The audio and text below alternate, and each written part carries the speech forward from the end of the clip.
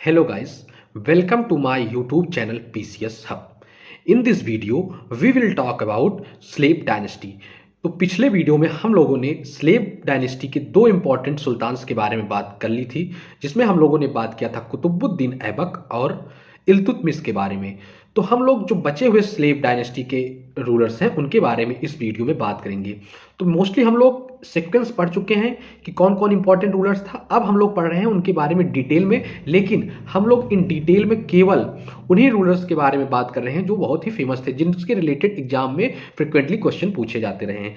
तो कुतुबुद्दीन ऐबक एंड इल्तुतमिश के बाद जो थर्ड इंपॉर्टेंट रूलर आता है स्लेव डायनेस्टी का, वो एक महिला थी, उनका नाम था रजिया सुल्तान। तो इस वीडियो में पहले हम लोग रजिया सुल्तान के बारे में बात करेंगे और उसके बाद स्लेव डायनेस्टी यानी गुलाम वंश के लास्ट इंपॉर्टेंट रूलर जो कि बलबन था, उसके बारे में हम लोग बात करेंगे, घियासुद्दीन बलबन के बारे में। तो चलिए शुरू करते हैं आज का ये important lecture.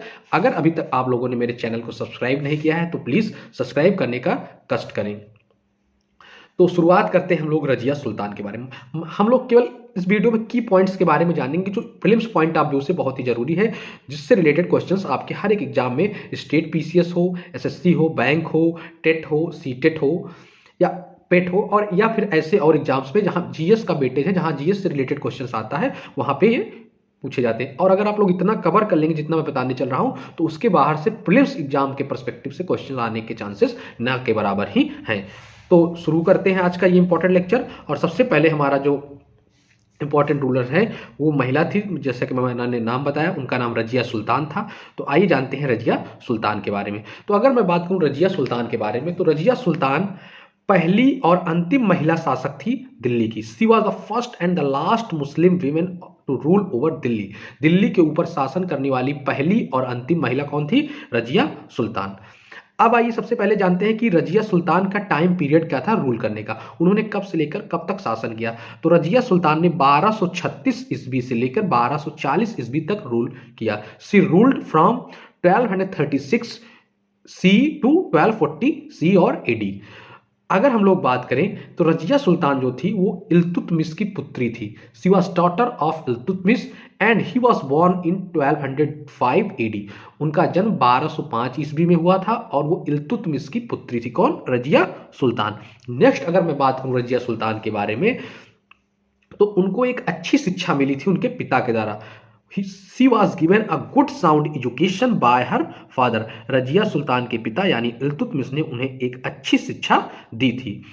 Next is that कि she was the first and the last Muslim woman to rule over Delhi. Delhi पर शासन करने वाली वो पहली और अंतिम महिला थी, जैसा कि मैंने बताया। कई बार एग्जाम में पूछा भी जाता है कि who was the first woman to rule over Delhi, या दिल्ली सल्तनत की पहली महिला शासक कौन थी, या पहली या अंतिम भी एक ही थी, जिनका नाम था रजिया सुल्तान। अगर हम लोग बात करें रजिया सुल्तान को किस और नाम से जाना जाता था, तो वो नाम था रजिया अल दिन। किस नाम से? She was also known as Razia al Din. उन्हें रजिया अल दिन भी कहा जाता था। तो इल्तुतमिश की पुत्री थी, पहली महिला शासक थी दिल्ली सल्तनत की, और उन्हें रजिया अल दिन भी कहा जाता था। नेक्स्ट अगर हम लोग बात करें किसके बारे में? रजिया सुल्तान के बारे में। तो क्या हुआ कि जब इल्तुतमिश की हो जाती है मौत, इल्तुतमिश के मौत के बाद रजिया सुल्तान के हाफ ब्रदर जो रहते हैं, जिनका नाम था रुकनुद्दीन फिरोज। क्या नाम था? रुकनुद्दीन फिरोज। वो बनते हैं शासक दिल्ली सल्तनत के। इल्तुतमिश के बाद कौन? रुकनुद्दीन फिरोज बनता है। मैं लिख दे रहा हूं, पहले इल्तुतमिश थे, इल्तुतमिश के बाद नेक्स्ट कौन बनता है?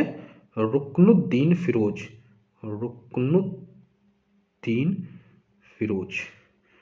रुकनुद्दीन फिरोज के बाद जो नेक्स्ट क्या होता है कि इनका असैसिनेशन हो जाता है, इनकी हत्या हो जाती है। किसकी? रुकनुद्दीन फिरोज की हत्या हो जाती है 6 महीने के अंदर राजा बनने के भीतर। जैसे वो राजा बनते हैं 6 महीने के अंदर उनकी हत्या हो जाती है रुकनुद्दीन की। जब रुकनुद्दीन की हत्या हो जाती है तो उस समय जो वहां के नॉबल्स रहते हैं वो डिसाइड करते हैं कि अब किसको शासक बनाया जाए दिल्ली सल्तनत का। तो उस समय कोई एबल एडमिनिस्ट्रेटर या एबल रूलर नहीं रहता है, तो इसलिए रजिया सुल्तान को शासन करने के लिए चयन किया जाता है। मीन्स रजिया सुल्तान को शासक बनाया जाता है दिल्ली सल्तनत का। और नेक्स्ट बात करूं तो रजिया सुल्तान एक बहुत ही एबल एडमिनिस्ट्रेटर थी, एबल रूलर थी, इफिशिएंट थी, कंपिटेंट थी। उनके अंदर मतलब शासन करने की जो क्षमता होती है एडमिनिस्ट्रेशन की, वो बहुत ही उसमें निपुण थी। कौन? रजिया सुल्तान। रजिया सुल्तान की जो है शादी हुई थी, उनका नाम था मलिक इख्तियारुद्दीन अल्तुनिया। क्या नाम था? मलिक इख्तियारुद्दीन अल्तुनिया, जो कि गवर्नर थे भटिंडा के। तो भटिंडा के गवर्नर मलिक इख्तियारुद्दीन अल्तुनिया से रजिया सुल्तान का विवाह हुआ था।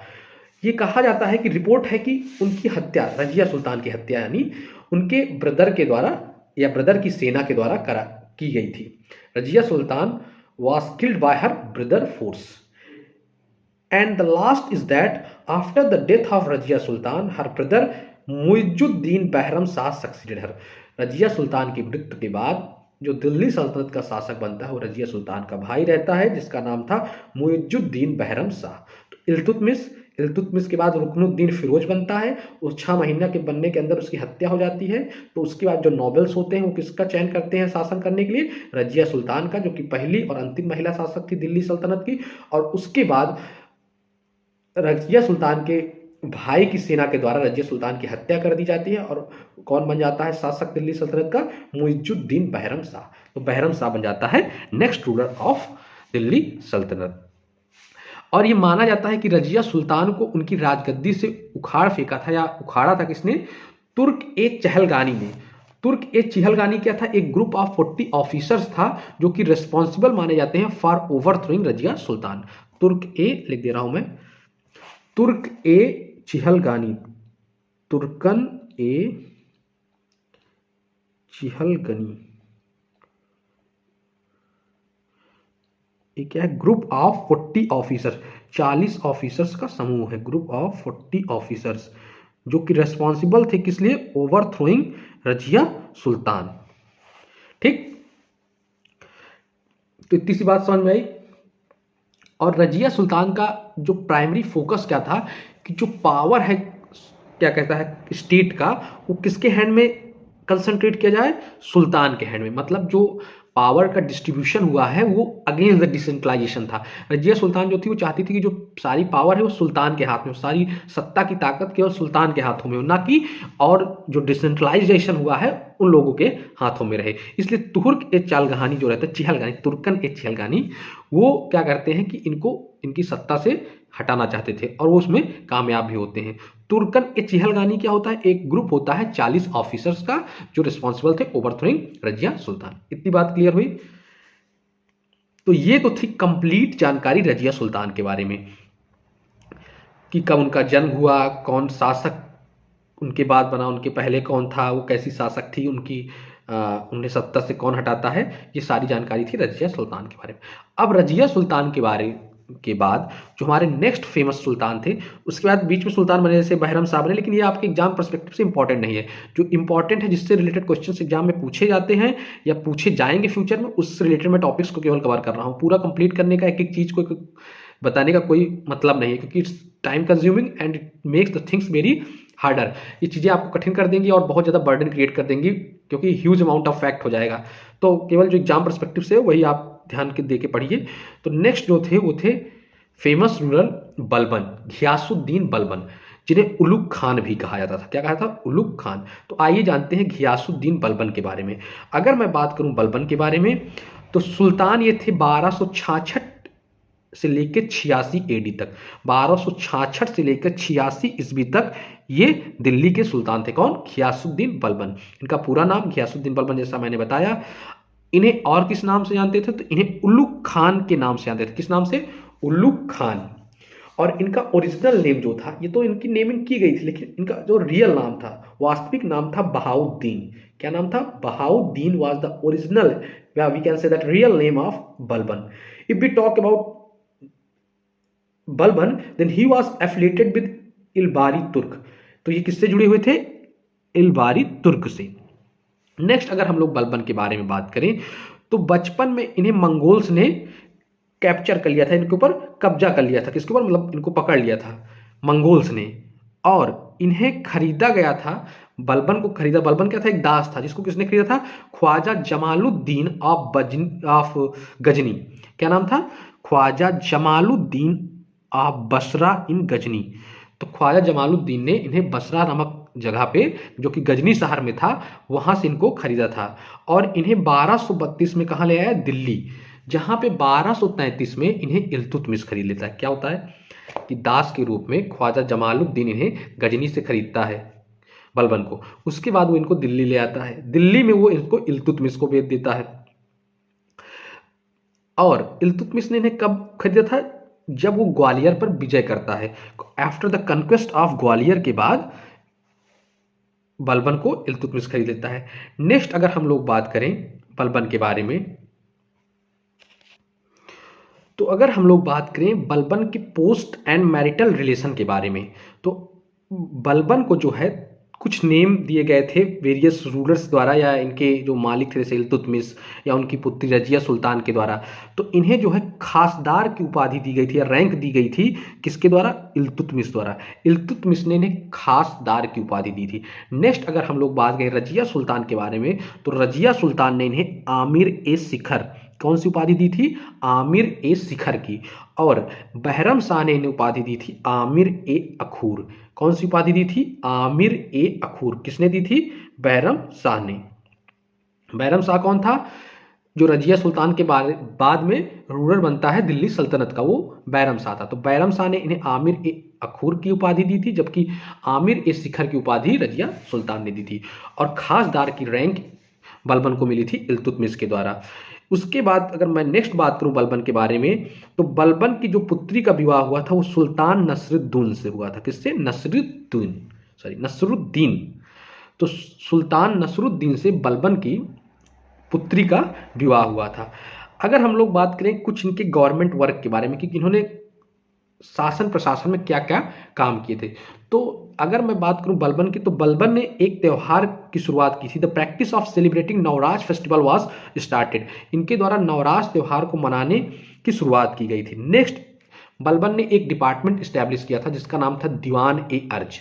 Balban established a new department that is known as दीवान ए अर्ज, which means a military department, जो कि एक मिलिट्री डिपार्टमेंट था। जो क्यों स्टैब्लिश किया गया था कि उस समय मंगोल से कंटिन्यूस टसल्स चल रहे थे, दिल्ली सल्तनत और मंगोल्स के बीच में लगातार लड़ाई झगड़े चल रहे थे। तो उस चीज़ों को हैंडल करने के लिए, मंगोल्स को फाइट करने के लिए एक डिपार्टमेंट स्टैब्लिश किया गया to compete with Mongols Balban द्वारा, जिसका नाम था Diwan Arz, which was a military department, एक मिलिट्री का डिपार्टमेंट था। नेक्स्ट अगर मैं बात करूं बलबन द्वारा किए गए कार्यों के बारे में, तो उन्होंने एक मिनिस्टर इमादुल मुल्क को फ्री किया था from the financial control of वजीर प्राइम मिनिस्टर। नेक्स्ट अगर मैं बात करूं, तो एग्जाम में अगर पूछता है कि थ्योरी ऑफ किंगशिप की थ्योरी किसने दी थी, तो theory of kingship was given by Balban. Next बात करूं ब्लड एंड आयरन पॉलिसी, तो वो भी बलबन ने दिया था। तो किंगशिप की थ्योरी, ब्लड एंड आयरन की थ्योरी, वो किसने दिया था? बलबन ने। बलबन का कहना था कि जो सुल्तान की ऑफिस है, जो सुल्तान की सत्ता है, वो ईश्वर द्वारा दी है, गॉड गिवन। तो ये भी आप लोग दिमाग में रखिएगा। और बलबन का कहना ये था कि सुल्तान जो है वो ऑटोक्रेटिक होना चाहिए, मतलब तानाशाह टाइप का होना चाहिए, सारे डिसीजन खुद ले, किसी की जनता पर डिपेंडेंट ना हो, अपनी डिसीजंस को स्वयं लागू करे और दूसरों के व्यूज को उतना ध्यान दे, मतलब अगेंस्ट रहे डेमोक्रेटिक गवर्नमेंट, प्रजातंत्र के अगेंस्ट रहे, ना कि प्रजातंत्र वाली सरकार को बनाए, तो ऑटोक्रेटिक रहे। किसने कहा था? Sultan must be autocratic, was said by Balban.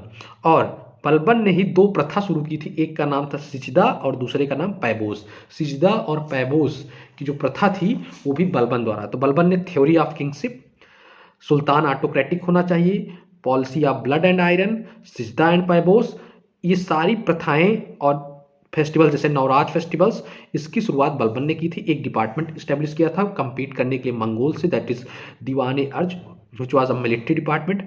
उसको 3 उपाधि मिली थी, एक आमिर ए शिखर की रजिया सुल्तान से, एक आमिर ए अखुर से बैरम शाह से, और उसे एक रैंक मिली थी खासदार की इल्तुतमिश की। बचपन में कैप्चर कर लिया गया था मंगोल के द्वारा। ख्वाजा जमालुद्दीन ने गजनी शहर में उनको खरीदा, फिर वहां से वो दिल्ली ले आए, दिल्ली में उनसे इल्तुतमिश ने खरीदा after the conquest of the Gwalior. उनका अगर नाम की बात करें तो उलुग खान भी सेम पर्सन है, बहाउद्दीन भी उन्हें कहा जाता है, और इलबारी तुर्क ट्राइब से जुड़े हुए थे। तो ये कंप्लीट इंफॉर्मेशन थी बलबन की। बलबन ने अपने पुत्र बुगरा खान को एक एडवाइस दिया था। बुगरा खान को एक एडवाइस दिया था। उन्होंने कहा था the post of sultan is living symbol of autocracy. Autocracy का जीता जागता उदाहरण सुल्तान। सुल्तान की जो पोस्ट है वो ऑटोक्रेसी की एक जीता जागता उदाहरण है। The post of sultan is living symbol of autocracy is the advice given by Balban to his son Bugra Khan. अगर एग्जाम में आता है कि the following advice is given by whom to his son, तो ये बलबन भी थे। तो ये कंप्लीट इंफॉर्मेशन थी रजिया सुल्तान एंड बलबन के बारे में। बलबन के बारे में आप लोग एक और बात जानते रहिए कि जो टॉम है बलबन का, टॉम ऑफ बलबन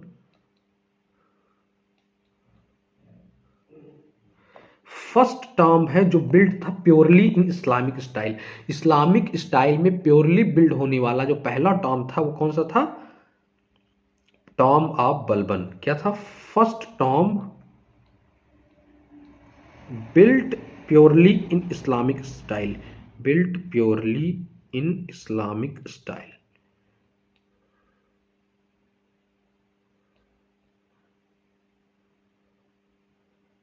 ठीक, तो ये तो थी सारी बातें जो कि जुड़ी हुई थी रजिया सुल्तान और बलबन से। सो इसके बाद हमारा गुलाम वंश खत्म होता है। By this ends the slave dynasty. Next जो हमारी अगली डायनेस्टी है वो है खिलजी डायनेस्टी, जिसमें हम लोग दो इंपॉर्टेंट रूलर्स के बारे में बात करेंगे। एक जलालुद्दीन खिलजी जिन्होंने खिलजी वंश की स्थापना की थी, उसका the most famous ruler of Khilji dynasty that is Alauddin Khilji. And the next we move on Tughlaq dynasty in which we will talk about Ghiyasuddin Tughlaq, Mahmud Tughlaq and Firoz Shah Tughlaq. And after that next dynasty that is and last one is Lodi dynasty. So this is all for today. मिलते हैं कल about लेके अपना जलालुद्दीन और अलाउद्दीन खिलजी वाला topic. सो अगर अब कुछ आप लोगों को वीडियो में समझ में नहीं आया हो तो प्लीज़ कमेंट करके बताएं। अगर आपको कोई दिक्कत हो, कुछ समझ में ना आया हो, कोई डाउट हो तो कमेंट करके जरूर बताइए and I will 100% respond to that query. मैं उसको जरूर, आपका जो भी क्वेश्चन होगा उसका उत्तर जरूर दूंगा। सो मिलते हैं अगले वीडियो में, तब तक के लिए जय हिंद, जय भारत।